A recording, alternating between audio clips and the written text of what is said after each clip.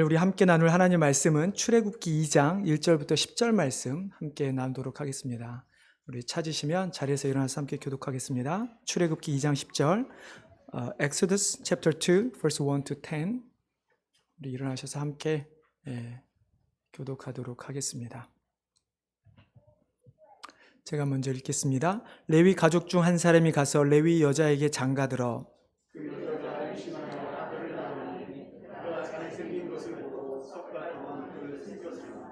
더 숨길 수 없게 되매 그를 위하여 갈대 상자를 가져다가 역청과 나무질을 칠하고 아기를 거기 담아 나일강가 갈대 사이에 두고 바로의 딸이 목욕하러 나일강으로 내려오고 시녀들은 나일강가를 거닐 때에 그가 갈대 상자를 보고 시녀를 보내어 가져다가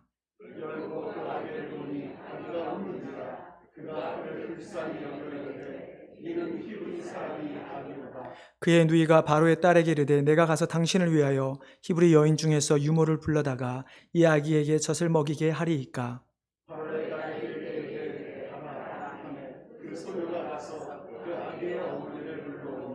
바로의 딸이 그에게 이르되 아기를 데려다가 나를 위하여 젖을 먹이라. 내가 그 삭슬 주리라.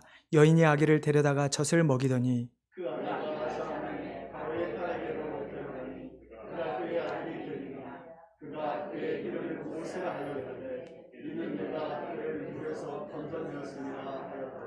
아멘. 자리에 앉아주시기 바랍니다. 제가 한 번 더 기도하겠습니다. 하나님, 오늘도 또 우리에게 말씀하여 주시기를 간절히 원합니다. 하나님께서 말씀하실 때 나의 생각과 나의 의지로 또 내가 가진 환경으로 말씀을 깨닫는 것이 아니라 말씀하신 그대로 깨닫고 오히려 우리가 그 말씀을 우리의 상황 가운데 적용할 수 있도록 도와주시옵소서. 감사하며 예수님의 이름으로 기도드리옵나이다. 오늘은 본문의 내용을 먼저 스케치를 해보겠습니다. 여러분, 가나안 땅에 기근이 들어서 야곱과 그의 아들들이 어디로 가죠? 애굽으로 이주하게 됩니다. 요셉이 총리로 재임하던 시절에 애굽 왕 혹은 애굽의 많은 고위 관리들이 이스라엘 백성들을 함부로 할 수가 없었죠. 당연히 왕 다음의 위치를 요셉이 차지하고 있었으니까요. 그러나 문제는 요셉이 죽고 나서 발생을 하게 됩니다. 요셉이 죽은 이후에 요셉을 알지 못하는 새 왕이 들어섰다라고 성경은 이야기합니다. 새로운 왕이 있어야 돼 어떻게 생각하는지 여러분 한번 우리 같이 찾아볼 텐데요. 여러분 바로 앞장 출애굽기 1장 8절부터 14절을 한번 같이 보도록 하겠습니다. 출애굽기 1장 8절로 14절인데요. 제가 읽겠습니다. 한번 눈으로 같이 따라 읽어주시기 바랍니다.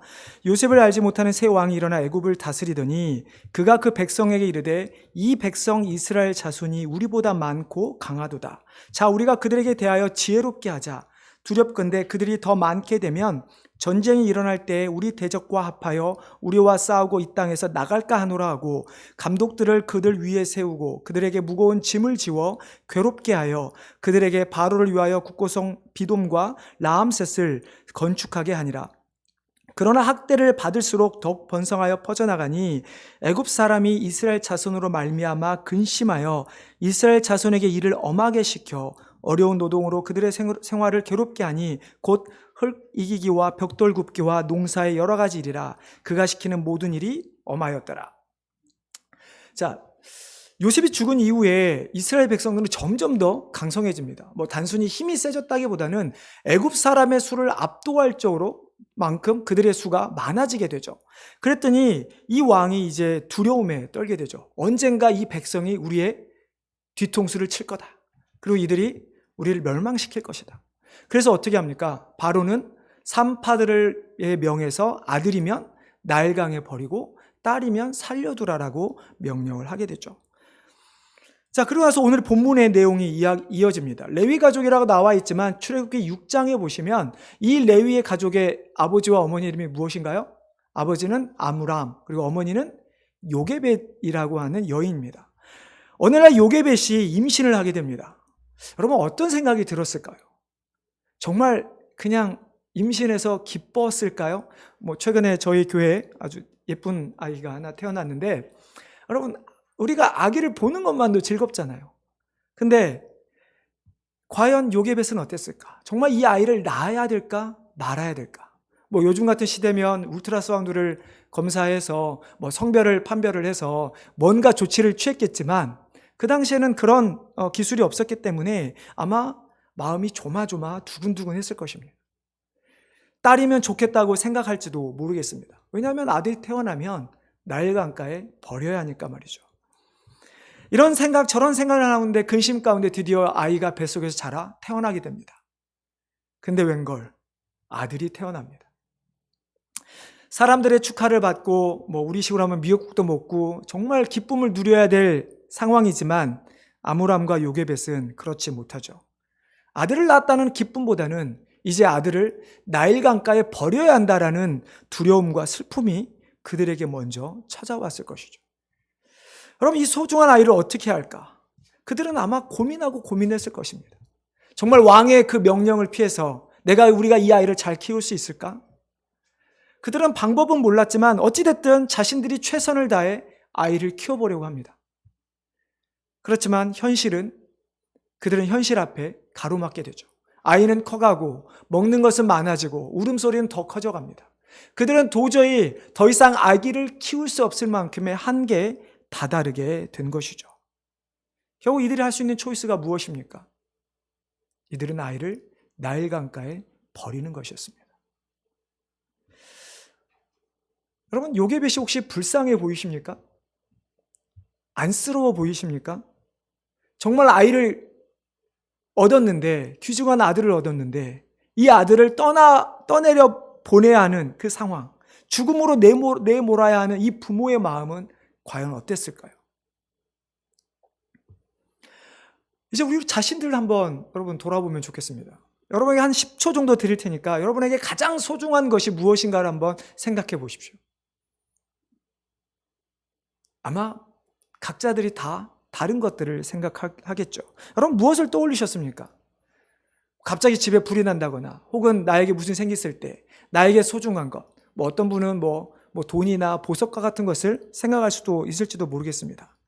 아니면 뭐 요즘 청년들은 자기의 외모에 대해서 좋게 생각할지도 모르겠고요. 아니면 좀 많은 사람들이 진짜 몸에서 떼지 않고 들고 다니는 전화기를 생각할지도 모르겠습니다. 아니면 여기 계신 분들은 대부분 부모이기 때문에 요게벳처럼 자녀들이 나에게 가장 소중한 것이라고 생각할지도 모르겠습니다. 어찌됐든 생각해보면 이 세상을 살아가는 사람이라면 누구나 가장 소중한 것이 있고, 그러나 누구나 다 그 소중한 것을 내려놓아야 할 때가 반드시 찾아온다는 것입니다.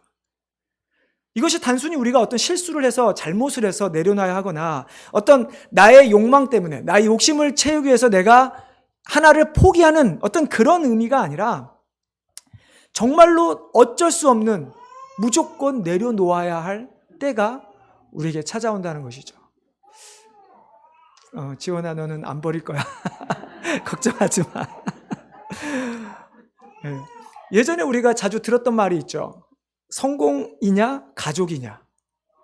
어떻게 보면 우리 이민 1세들은 가족을 위해서 미국에 왔지만, 그러나 미국에 와서 또한 성공이라는 이유 때문에 자녀들을 잘 케어하지 못했던 것도 사실인 것 같습니다. 물론 여러 가지 이유들이 있죠. 언어적으로 다르고 문화가 다르기 때문에 우리 아이들을 잘 이해하지 못한 것도 있지만, 그러나 이 성공과 가족이라는 이 사이에서 참으로 가정을 포기해야 되는 경우가 많이 있었습니다. 그것은 나쁜 의미보다는 내가 뭔가를 더 열심히 하기 위해서, 이루기 위해서 시간을 들여야 한다는 이야기죠.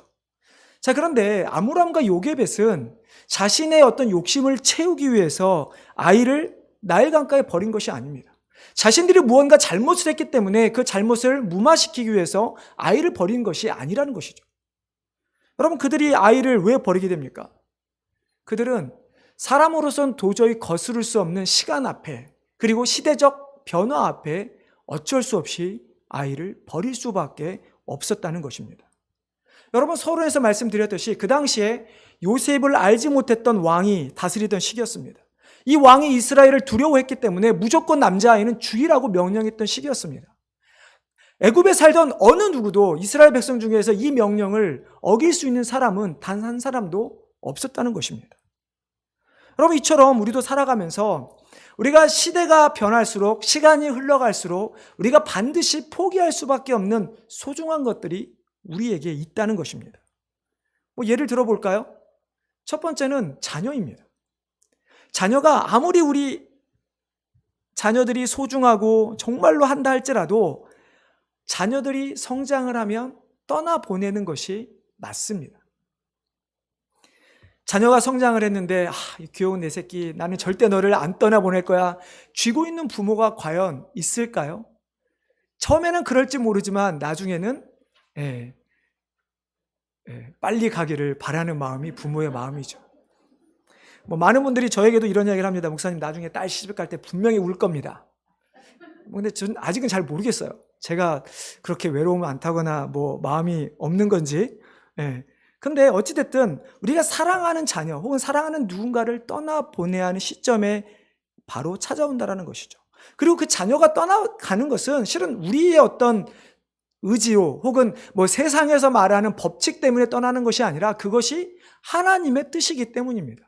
여러분, 하나님께서 아담이 혼자 있는 것이 좋지 않아서 하와를 배필로 만드셨습니다. 그때 하나님께서 이렇게 말씀하십니다. 창세기 2장 24절에 보면 이러므로 남자가 부모를 떠나 그의 아내와 합하여 둘이 한 몸을 이룰지니라. 무슨 말씀입니까? 남자만이 아니라 자녀들, 딸도 성장을 하면 부모를 떠나는 것이 마땅하다는 이야기입니다. 근데 자녀가 떠나는 것을 떠나지 못하게 막는 것은 결코 옳지 않다는 것이죠. 두 번째는 직장을 떠나야 할 때가 있습니다. 물론 최근에 코로나 팬데믹 기간 동안에 여러 가지 이유로 갑자기 회사를 그만두거나 일을 그만둔 경우도 있지만 나이가 들어서 은퇴 정년기가 되면 지금 미국이 66.5세인가요? 맞죠? 66.5세면 이제 은퇴연금을 탈 나이인데 그때가 되면 은퇴를 해야 합니다. 나이가 들면 상황 파악도 느려지고 빠릿빠릿하게 일도 못하고 힘도 약해져서 회사에서 그만두라고 하는 경우도 있지만, 그러나 하나님께서 우리 인간을 만드셨을 때 적정 기간 동안 일을 하고 그 이후에는 쉬라는 것이 우리에게 주신 것이기 때문이죠. 세 번째는 죽음이 찾아오면 우리는 반드시 이 세상을 떠나야 합니다. 나이가 들면 들수록 가장 소중한 것, 바로 우리 육신의 장막, 나를 버리는 것입니다. 아무리 내가 죽음을 떠나고 싶지 않다 할지라도, 마치 진시 황제가 죽지 않고 싶어서 불로초를 만들려고 그렇게 노력했다 할지라도 죽을 수밖에 없었던 것처럼 이 세상에 있는 우리 누구는 모두 다 시간이 지남에 따라 우리 자신을 포기해야 되는 것이죠. 근데 세상에는 또한 반대로 내가 정말 버리고 싶지 않거나 내가 따르고 싶지 않은데 우리에게 소중한 것을 자꾸 지키지 못하도록 하는 것들도 있죠. 예를 들어 동성애가 그런 종류의 한 종류이죠. 우리는 하나님의 말씀대로 동성애를 인정하지 않고 남자와 여자로 인정하며 살아가는 것이 우리의 어떻게 보면 뜻이죠. 그런데 세상은 점점 변화갈수록 인간의 권리를 주장하고 그것에 따라서 이 세상에 있는 많은 젠더들을 만들어 놓고 그들을 인정해야 된다라고 이야기를 합니다.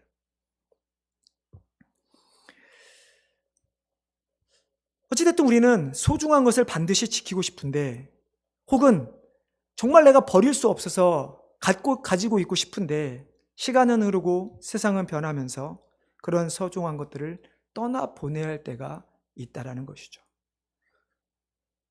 여러분, 요게벳처럼 스스로 불쌍하다고 생각하십니까? 혹은 두려움을 느끼진 않으십니까?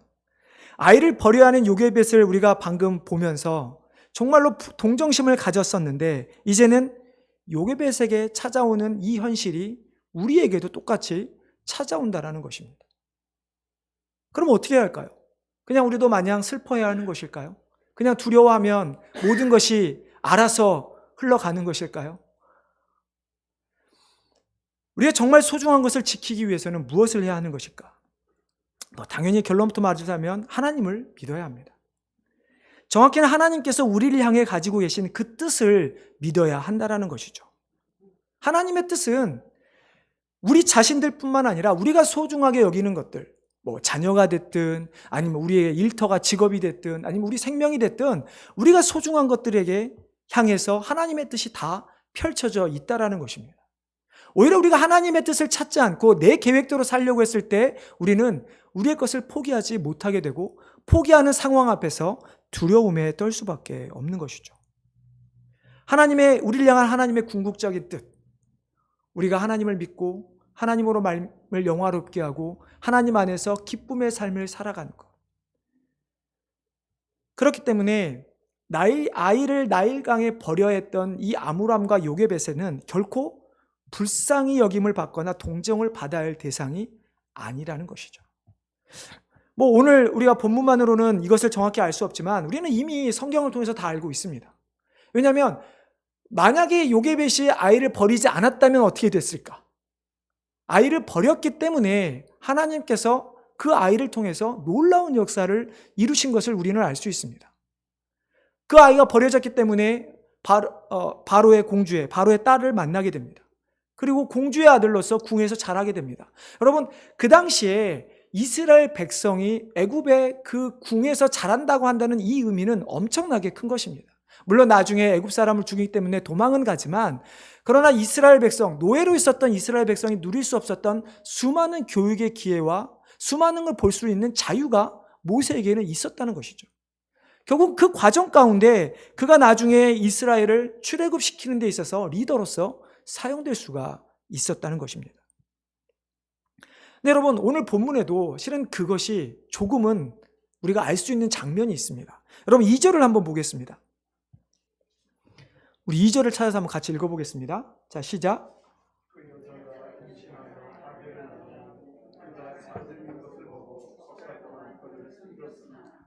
자, 여기서 뭘 대체 하나님의 뜻이었다는 걸 알 수 있을까요?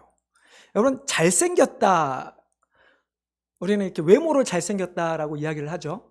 근데 이 잘생겼다에 해당하는 토브라는 이 히브리어는 단순히 외모뿐만 아니라 맛이 좋다, 냄새가 좋다, 혹은 어떤 시간이나 장소, 사람이나 어떤 우리가 하는 말, 전달하는 메시지가 좋은, 기분 좋은이라는 뜻이 포함되어 있습니다.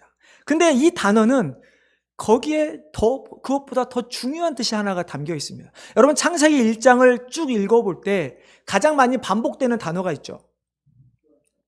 좋았더라. 하나님이 보시기에 좋았더라는 말입니다. 그 좋았다라는, 보시기에 좋았다는 말이 바로 이 토브라는 단어입니다. 하나님께서 이 세상을 창조하시면서 단순히 보시기에 좋은 게 아니라 하나님의 뜻에 합당하게 하나님이 원하시는 대로 이루어졌다라는 뜻이죠. 이 아이가 잘생겼다고 하는 말은 그래서 학자들은 어떻게 주석을 다냐면, 단순히 외모만 잘생긴 것이 아니라 아이의 용모 속에 범상치 않은 모습, 즉 하나님의 경륜의 표징이 드러나 있다, 하나님의 섭리가 담겨 있었다라고 주석을 달죠. 결국 하나님께서 이 아이를 통해 하나님의 무엇인지는 정확히 모르지만 어떤 하나님의 뜻을 이루실 것이라는 것을 부모들이 알았다는 것입니다. 다시 돌아가서 우리가 이 세상을 살아가는 동안에 어떤 이유가 되든 내가 원하든 원치 않든 나의 소중한 것을 버려야 할 때 반드시 찾아오는데, 그때 우리가 어떻게 해야 하는가? 첫째는 우리가 마주하는 그 벽, 그 한계를 우리는 인정해야 합니다. 자녀가 크면 클수록 우리는 그래, 이 자녀가 언젠가는 떠나지 라고 우리는 계속 생각해야 합니다. 내가 나이가 들면 들수록 이제 내가 일을 언젠가 그만둘 때가 찾아오겠구나, 내가 언젠가는 이제 나이 들어서 죽겠구나, 이 생각들을 우리는 하고 살아야 한다는 것입니다. 이것을 외면한다 그래서 그 상황이 우리에게 닥쳐오지 않는 것은 아닌 것이죠. 두 번째, 우리는 그 상황이 되면 과감하게 떠나보내야 합니다. 여러분, 아이들이 장성해서 결혼시키지 않고 데리고 산다고 해서 아이들이 행복할까요? 여러분, 그렇게 해서 아이가 부모 곁에 붙어있는 자녀들이 몇이나 될까요? 결혼하고 상관없이 아이들은 어느 정도 나이가 되면 부모를 떠나고 싶어 하죠. 어느 분이 언젠가 그런 말도 하더라고요. 아시다시피 제 큰딸이 지금 다른 주에 가 있는데 너무 이렇게 표정이 밝아 보인다는 거죠. 그러니까 부모를 떠나서 지내는 것이 즐겁다는 거죠. 벌써 지금 이제 고등학생밖에 안 됐는데 벌써 아이들은 부모 밑에 있는 것이 이제는 즐거움과 안전이 아니라 뭔가 자신들을 억압하는 거라고 생각을 하는 것이죠. 자녀는 떠나보내야 합니다. 내가 아무리 손해보지 않으려고 해도 우리는 떠나버려야 하는 것이죠. 여러분, 직장에서 아무리 내가 발버둥 쳐고 내가 죽을 때까지 일하리라 한들 여러분 하실 수 있겠습니까? 여러분, 몸이 버티질 못합니다. 죽음도 마찬가지입니다. 우리가 죽을 때가 되면 우리는 그 죽음 앞에 겸허히 그 죽음을 받아들여야 하는 것이죠. 아무리 소중한 것이라도 하나님께서 보내라고 하면 우리는 떠나보내야 합니다. 그리고 그 떠나보내야 할 때가 반드시 찾아오는데, 그 떠나보낼 때는 나의 연민이나 어떤 욕심 때문에 그것을 붙들지 말고 정말 하나님께서 명령하실 때 그것이 나에게 손해가 있다 할지라도, 혹은 나의 생각에 이해되지 않는다 할지라도 우리는 그 순간 앞에 하나님의 뜻을 받아들여야 한다는 것이죠. 나의 계획 같으신 하나님의 계획대로, 하나님께서 원하시는 대로 소중한 것이라도 떠나보내야 하는 그 시점. 여러분, 이 찬양 아십니까? 주님 말씀하시면 내가 나가리라. 주님 뜻이 아니면 내가 멈춰서리라. 나의 가고 서는 건 주님 뜻에 있으니 오 주님 나를 이끄소서. 하나님께서 우리에게 가라고 하시면 우리는 가고, 우리는 멈추면 멈춰야 하는 것입니다. 하나님께서 우리에게 너가 이것들 내려놓으라고 하면 우리는 내려놔야 하는 것이고, 그렇지 않고 너희가 이것을 반드시 가지고 지켜야 하는 것이라면 우리는 목숨을 걸고 지켜야 한다는 것이죠. 세 번째로, 우리가 떠나보내면 하나님께서 우리의 모든 것을 준비해 주신다는 것입니다. 여러분, 요게벳은 분명히 처음에 두려움과 슬픔에 빠져 있었습니다. 근데 요게벳이 아이를 나일 강가에 버리는 모습을 보면 더 이상 어떤 두려움과 슬픔, 불행이라는 모습을 찾아보기는 조금은 쉽지 않습니다. 만약에 자포자기했다면 어떻게 했을까요? 그냥 아이를 물에 버렸겠죠. 근데 요게벳은 아까 말씀처럼 2절에 그 잘생긴 그것을 보며 하나님의 뜻을 알았는지는 모르겠지만 어떻게 합니까? 상자를 만들어서 물이 새지 않게 하고 아이를 넣고 강에 떠내보냅니다. 거기에 끝이 아니죠. 그의 누이는, 모세의 누이는 무엇을 알았는지 그 상자를 쫓아갑니다. 그때 어떻게 됩니까? 그 아이가 바로의 딸을 만나게 되는 것을 목도하게 되고, 모세의 누이는 그 바로의 딸에게 내가 유모를 찾아다 주겠습니다 라고 이야기를 합니다. 그리고 나서 요게벳은 유모로서 모세를 키우게 되죠. 여러분, 놀랍지 않습니까? 요게벳 입장에서는 자신의 가장 소중한 것을 버릴 수밖에 없는 입장에서 버렸지만, 그러나 하나님의 뜻은 단순히 버리는 것에 끝나지 않고 이 아이를 통해서 이스라엘 백성들을 출애굽시키기 위해서 오히려 바로의 딸의 아들로서 궁에 가서 자라게 합니다. 근데 이 모세가 하나님을 잊어버릴까봐, 알지 못할까봐 어떻게 합니까? 정말 믿음의 여인이었던 요게벳이 그 아들의 유모로서 그 아이를 키우게 되는 것이죠. 여러분, 그랬을까요? 믿음장이라고 불리는 히브리서 11장에 보면 이렇게 말씀합니다. 믿음으로 모세가 났을 때, 모세가 아예 믿음으로 태어났다고 고백을 하는 거죠. 우리가 하나님의 뜻이 있었다라고 우리는 이해를 하는 것입니다. 믿음으로 모세가 났을 때 그 부모가 아름다운 아이임을 보고 석 달 동안 숨겨 왕의 명령을 무서워하지 아니하였더라. 하나님께서 이 아이를 향해서 무엇인가를 할 것을 믿었기 때문에 아이를 숨겼음에도 불구하고 그는 왕을 두려워하지 않았다는 것입니다. 여러분, 무슨 이야기입니까? 하나님께서 모든 걸 준비해 놓으셨다는 것을 그녀는 믿었다는 것입니다. 여러분, 하나님의 뜻을 정말 찾기를 원하십니까? 혹은 하나님으로부터 쓰임받기를 원하십니까? 그러면 정말 그 준비하신 하나님, 에베네셀의 하나님을 우리는 믿어야 하는 것입니다. 그리고 그 에베네셀 하나님께서 내가 다 준비해놨으니까 너희는 이것들 내려놓으라 할 때 우리는 내려놓을 수 있어야 하는 것이죠.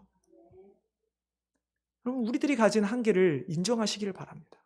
여러분이 마주친 그 벽을 인정하시기를 바랍니다. 그리고 우리가 가장 그 벽 앞에, 한계 앞에 내가 더 이상 쥐고 있을 수 없는 우리의 소중한 것을 내려놓으시기를 바랍니다. 그리고 그것보다, 벽보다, 한계보다 더 뛰어나신 하나님, 그 하나님께서 모든 것을 준비하신 것을 믿으시기를 바랍니다. 이제 말씀을 오늘 좀 일찍 맺으려고 합니다. 여러분, 하나님은 우리보다 훨씬 더 크신 분이십니다. 아니, 훨씬 정도가 아니라 우리가 상상할 수 없을 만큼 우리보다 더 크신 분이십니다. 이 말은 무슨 말이냐면 하나님은 우리보다 우리를 더 잘 아시고 우리 스스로는 하나님의 뜻을 헤아릴 수 없다는 것입니다. 하나님께서 마치 나에게 귀한 소중한 것을 주셨고 그래서 이게 하나님의 뜻인 것 같은데 이것을 내려놓으라는 것도 하나님의 뜻인데 우리가 그 하나님의 뜻을 우리는 정확히 알 수가 없다는 것입니다. 근데 그럴 때 하나님께서 우리에게 보시길 원하는 것은 우리에게 순종하는 믿음. 마치 아브라함이 하나님께서 아들을 바치라고 했을 때 이삭을 바쳤던 그 믿음처럼 정말 우리에게 소중한 것을 내려놓았을 때 하나님께서는 모든 것을 준비해 주신다는 것이죠. 그러면 우리가 해야 할 것은 무엇입니까? 우리는 하나님의 뜻을 분별해야 합니다. 우리가 먹을 것, 입을 것, 마실 것 이것을 구하는 것이 아니라 우리는 하나님의 나라와 의를 구하는 백성들이 되어야 하는 것이죠. 여러분 전도서 3장에 이런 말씀이 있습니다. 제가 예전에 한번 말씀드렸던 것 같은데요. 제가 좀 길지만 읽어드리겠습니다. 범사의 기한이 있고 천하만사가 다 때가 있나니 날 때가 있고 죽을 때가 있으며 심을 때가 있고 심은 것을 뽑을 때가 있으며 죽일 때가 있고 치료할 때가 있으며 헐 때가 있고 세울 때가 있으며 울 때가 있고 웃을 때가 있으며 슬퍼할 때가 있고 춤출 때가 있으며 돌을 던져버릴 때가 있고 돌을 거둘 때가 있으며 안을 때가 있고 않는 일을 멀리할 때가 있으며 찾을 때가 있고 잃을 때가 있으며 지킬 때가 있고 버릴 때가 있으며 찢을 때가 있고 꿰맬 때가 있으며 잠잠할 때가 있고 말할 때가 있으며 사랑할 때가 있고 미워할 때가 있으며 전쟁할 때가 있고 평화할 때가 있느니라. 여러분 하나님께서 이 말씀하시는 것은 단순히 어떤 때가 있다라는 것만 말씀하시는 것이 아니라 그때 우리가 어떻게 하는가 바로 모든 것을 이루시는 하나님을 의지하라는 것입니다. 여러분 이제 서서히 또 농사 계절이 다가옵니다. 내가 아무리 씨를 뿌린다 할지라도 우리가 다 얻을 수 없습니다. 정말로 내가 얻고 싶지만 하나님께서 주시지 않으면 우리는 얻을 수 없다는 것입니다. 그럼 그럴 때 어떻게 하죠? 포기할 것, 포기하는 것이죠. 그리고 우리는 하나님께서 주시는 것만 수확을 하는 것입니다. 여러분 이처럼 모든 것은 때가 있습니다. 그러나 그 때를 결정하는 것은 우리의 몫이 아니라 하나님의 몫인 것입니다. 하나님의 절대적인 그 권한으로 이 세상에 있는 모든 것이 이루어가는 것을 우리는 믿어야 하는 것이죠. 성도 여러분, 정말 갖고 싶은 것이 있어도 하나님께서 원하시면 내려놓으시기를 바랍니다. 정말 버리고 싶지만 내가 원치 않지만 하나님께서 너 그거 떠안고 살아. 그러면 떠안고 살아가야 하는 것입니다. 바울이 그 육체의 질병을 갖고 살았던 것처럼 말이죠. 중요한 것은 내가 무엇을 버리든 내가 무엇을 떠안고 살든 그것 가운데 하나님의 뜻이 무엇인가를 분별하는 것. 그 하나님의 뜻을 분별할 때 우리는 우리의 가장 소중한 것을 지킬 수 있게 되는 것입니다. 여러분 말씀과 기도를 통해서 하나님의 뜻을 찾아가시기를 바랍니다. 그리고 정말 하나님께서 원하시는 것을 이루어드리는 그로 말미암아 하나님의 뜻을 우리가 분별하고 하나님의 뜻이 이 땅에 펼쳐져는 것을 우리가 목도함으로 말미암아 기쁨을 누리는 귀한 성도님 되시기를 주님의 이름으로 축원합니다. 기도하겠습니다.